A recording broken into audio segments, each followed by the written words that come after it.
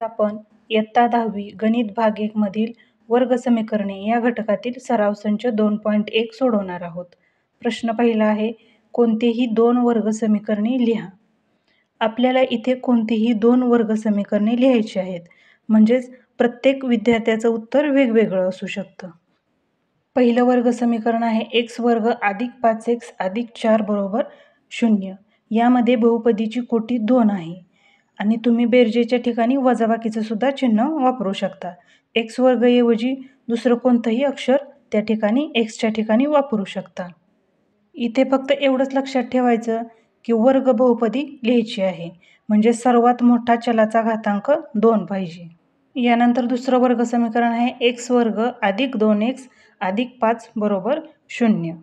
यानंतर प्रश्न 2 आहे, खालील समीकरणापैकी वर्ग समीकरणे कोणती ते ठरवा. त्यातील पहिलं उदाहरण आहे x वर्ग अधिक 5x वजा 2 बरोबर 0. आता या समीकरणात x हे एकच चल असून चलाचा सर्वात मोठा घातांक 2 आहे. म्हणजेच हे वर्ग समीकरण आहे. म्हणून दिलेले समीकरण हे वर्ग समीकरण आहे. त्यानंतर दुसरं उदाहरण आहे y वर्ग बरोबर 5y वजा 10. या समीकरणात y हे एकच चल आहे आणि चलाचा सर्वात मोठा घातांक 2 आहे. म्हणून दिलेले समीकरण हे वर्ग समीकरण आहे. त्यानंतर तिसरं उदाहरण आहे y वर्ग अधिक 1/y बरोबर 2. आपण आधी याला सोपे रूप देऊ. प्रत्येक पदाला आपण y ने गुणू. म्हणून कंसात y वर्ग गुणिले y कंस पूर्ण अधिक कंसात 1/y गुणिले y कंस पूर्ण बरोबर 2 गुणिले y. आपण या ठिकाणी प्रत्येक पदाला y ने गुणलेलं आहे. म्हणून y घन अधिक y/y बरोबर 2y. आता y वर्ग गुणिले y केलं तर y घन येईल. त्यानंतर 1 गुणिले y केलं तर y येईल. म्हणून y/y बरोबर 2 गुणिले y 2y. आता समीकरणाच्या दोन्ही बाजूतून 2y वजा करू. समीकरणाच्या दोन्ही बाजूतून 2y वजा केले तर y घन वजा 2y अधिक 1 बरोबर 0 येईल. या समीकरणात y हे एकच चल आहे, पण चलाचा सर्वात मोठा घातांक 3 आहे. तो जर 2 असला तरच हे वर्ग समीकरण झाले असते. म्हणजेच हे वर्ग समीकरण नाही. यानंतर चौथं उदाहरण आहे x अधिक 1/x बरोबर वजा 2. आता या ठिकाणी छेदस्थानी x आहे. आपण याला अगोदर सोपे रूप देऊ. समीकरणाच्या दोन्ही बाजूंना x ने गुणू. समीकरणातील प्रत्येक पदात जर x ने गुणलं तर x गुणिले x अधिक 1/x गुणिले x बरोबर वजा 2 गुणिले x. x गुणिले x x वर्ग होईल. त्यानंतर अंशस्थानी आणि छेदस्थानच्या xला x निघून जाईल. म्हणून अधिक 1 बरोबर वजा 2 गुणिले x वजा 2x. आता आपण समीकरणाच्या दोन्ही बाजूत 2x मिळवू. समीकरणाच्या दोन्ही बाजूत जर 2x मिळवले तर x वर्ग अधिक 2x अधिक 1 बरोबर वजा 2x अधिक 2x होईल. म्हणून x वर्ग अधिक 2x अधिक 1 बरोबर 0. वजा 2xला अधिक 2x निघून जाईल. आता या समीकरणात x हे एकच चल आहे आणि चलाचा सर्वात मोठा घातांक 2 आहे. म्हणजे हे वर्ग समीकरण आहे. यानंतर पाचवं उदाहरण आहे कंसात m अधिक 2 कंस पूर्ण दुसऱ्या कंसात m वजा 5 कंस पूर्ण बरोबर 0. आता इथे m अधिक 2 ने m वजा 5ला गुणू. म्हणून m कंसात m वजा 5 कंस पूर्ण अधिक 2 कंसात m वजा 5 कंस पूर्ण बरोबर 0. म्हणून m वर्ग वजा 5m अधिक 2m वजा 10 बरोबर 0. m गुणिले m वर्ग येईल. त्यानंतर m गुणिले वजा 5 वजा 5m. अधिकचं चिन्ह आहे असं. 2 गुणिले m 2m. 2 गुणिले वजा 5 वजा 10 येईल.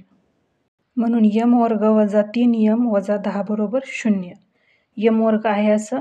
वजा 5 अधिक 2m यांची वजाबाकी होईल आणि चिन्ह वजाच येईल. 5m मधून 2m गेले 3m राहिले. वजा 10 बरोबर 0. या समीकरणात m हे एकच चल असून चलाचा सर्वात मोठा घातांक 2 आहे. म्हणजेच हे वर्ग समीकरण आहे. यानंतर सहावं उदाहरण आहे m घन अधिक 3m वर्ग वजा 2 बरोबर 3m घन. आता आपण दोन्ही बाजूतून 3m घन वजा करू. दोन्ही बाजूतून जर 3m घन वजा केले तर m घन वजा 3m घन अधिक 3m वर्ग वजा 2 बरोबर 0 येईल. वजा 2m घन अधिक 3m वर्ग वजा 2 बरोबर 0. m घन वजा 3m घन यांची वजाबाकी होईल. 3m घनमधून m घन गेले तर वजा 2m घन राहील. अधिक 3m वर्ग वजा 2 बरोबर शून्य. आता या समीकरणात यम हा एकच चल आहे, पण चलाचा सर्वात मोठा घातांक 3 आहे, म्हणजेच हे दिलेले समीकरण वर्ग समीकरण नाही. यानंतर प्रश्न तिसरा आहे, पुढील समीकरणे ax वर्ग अधिक bx अधिक c बरोबर 0 या स्वरूपात लिहा. प्रत्येकातील a, b, c यांच्या किमती ठरवा. पहिलं उदाहरण आहे 2y बरोबर 10 वजा y वर्ग. आपल्याला हे उदाहरण ax वर्ग अधिक bx अधिक c बरोबर 0 या स्वरूपात लिहायचे, म्हणजेच बरोबर चिन्हाच्या उजव्या बाजूला 0 आलं पाहिजे. म्हणून y वर्ग अधिक 2y वजा 10 बरोबर 0. आता आपल्याला a, b, c यांच्या किमती लिहायच्या. yचा सहगुणक काहीच नाही, म्हणजे तो 1 असतो, म्हणजे a बरोबर 1 येईल, b बरोबर 2 आणि c बरोबर वजा 10 येईल. यानंतर दुसरं उदाहरण आहे कंसात x वजा 1 कंसाचा वर्ग बरोबर 2x अधिक 3. आता आपण x वजा 1 कंसाचा वर्ग याचा विस्तार करू. यासाठी आपल्याला कंसात a वजा b कंसाचा वर्ग हे विस्तार सूत्र वापरावं लागेल. मग त्याचा विस्तार होतो a वर्ग वजा 2ab अधिक b वर्ग. म्हणून x वर्ग वजा 2x अधिक 1 बरोबर 2x अधिक 3. इथे बरोबर चिन्हाच्या उजव्या बाजूला 0 पाहिजे, पण या ठिकाणी 2x अधिक 3 आहे, म्हणून आपण दोन्ही बाजूतून वजा 2x वजा 3 वजा करू.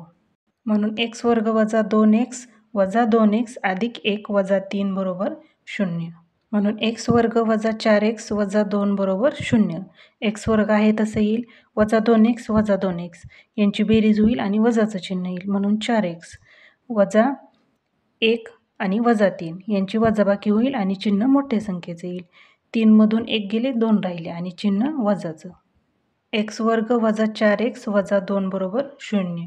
आता या ठिकाणी a बरोबर 1, b बरोबर वजा 4 आणि c बरोबर वजा 2 येईल. यानंतर तिसरं उदाहरण आहे x वर्ग अधिक 5x बरोबर वजा कंसात 3 वजा x कंस पूर्ण. म्हणून x वर्ग अधिक 5x बरोबर वजा 3 अधिक x. अधिक x कसं येईल, वजा वजा अधिक होईल, म्हणून अधिक x. आता हे आपल्याला ax वर्ग अधिक bx अधिक c बरोबर 0 या स्वरूपात लिहायचे, म्हणजेच बरोबर चिन्हाच्या उजव्या बाजूला 0 आले पाहिजे. पण या ठिकाणी तर उजव्या बाजूला वजा 3 अधिक x आहे. मग ते घालवण्यासाठी आपल्याला दोन्ही बाजूत अधिक 3 वजा x मिळवावे लागतील. म्हणून x वर्ग अधिक 5x वजा x अधिक 3 बरोबर 0. म्हणून x वर्ग अधिक 4x अधिक 3 बरोबर 0. 5x मधून x वजा केले तर 4x येईल, म्हणून 4x. म्हणून a बरोबर 1, b बरोबर 4 आणि c बरोबर 3. यानंतर चौथं उदाहरण आहे 3m वर्ग बरोबर 2m वर्ग वजा 9. आपल्याला हे ax वर्ग अधिक bx अधिक c बरोबर 0 या स्वरूपात लिहायचे, म्हणजेच बरोबर चिन्हाच्या उजवीकडे 0 यायला पाहिजे. पण इथे तर बरोबर चिन्हाच्या उजव्या बाजूला 2m वर्ग वजा 9 आहे, मग ते आपल्याला काढून टाकावे लागतील. त्यासाठी आपण वजा 2m वर्ग अधिक 9 दोन्ही बाजूत मिळवू. म्हणून 3m वर्ग वजा 2m वर्ग अधिक 9 बरोबर 0. म्हणून m वर्ग अधिक 9 बरोबर 0. 3m वर्गमधून 2m वर्ग वजा केले तर m वर्ग राहील. आता हे आपण ax वर्ग अधिक bx अधिक c बरोबर 0 या स्वरूपात लिहू. म्हणून m वर्ग अधिक 0 m अधिक 9 बरोबर 0. या ठिकाणी a बरोबर 1, b बरोबर 0 आणि c बरोबर 9 आहे. यानंतर पाचवं उदाहरण आहे p कंसात 3 अधिक 6p कंस पूर्ण बरोबर वजा 5. p ने जर कंसाला गुणलं तर 3p अधिक 6p वर्ग बरोबर वजा 5 येईल. आता इथे बरोबर चिन्हाच्या उजव्या बाजूला 0 पाहिजे, पण इथे तर वजा 5 आहे. ते घालवण्यासाठी आपण दोन्ही बाजूत अधिक 5 करू.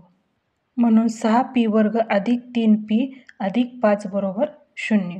या ठिकाणी a बरोबर 6, b बरोबर 3 आणि c बरोबर 5 आहे. यानंतर 6वं उदाहरण आहे x वर्ग वजा 9 बरोबर 13. आपल्याला हे ax वर्ग अधिक bx अधिक c बरोबर 0 या स्वरूपात लिहायचे, म्हणजेच बरोबर चिन्हाच्या उजव्या बाजूला 0 आलं पाहिजे. पण या ठिकाणी तर 13 आहे, मग 13 घालवण्यासाठी आपण दोन्ही बाजूतून 13 वजा करावे लागतील. दोन्ही बाजूतून 13 वजा केले तर x वर्ग वजा 9 वजा 13 बरोबर 0 येईल. म्हणून x वर्ग वजा 22 बरोबर 0. वजा 9 आणि वजा 13 यांची बेरीज होईल आणि चिन्ह वजाचे येईल. 13 आणि 9 22. आता हे आपण ax वर्ग अधिक bx अधिक c बरोबर 0 या स्वरूपात लिहू. म्हणून x वर्ग अधिक 0x वजा 22 बरोबर 0. यामध्ये ए बरोबर 1, बी बरोबर 0 आणि सी बरोबर -22 आहे. आपला सराव संच 2.1 मधील राहिलेले प्रश्न आपण यानंतरच्या व्हिडिओमध्ये सोडवणार आहोत. तुम्हाला जर हा व्हिडिओ आवडला तर व्हिडिओला लाईक करा आणि चॅनलला सबस्क्राईब करा.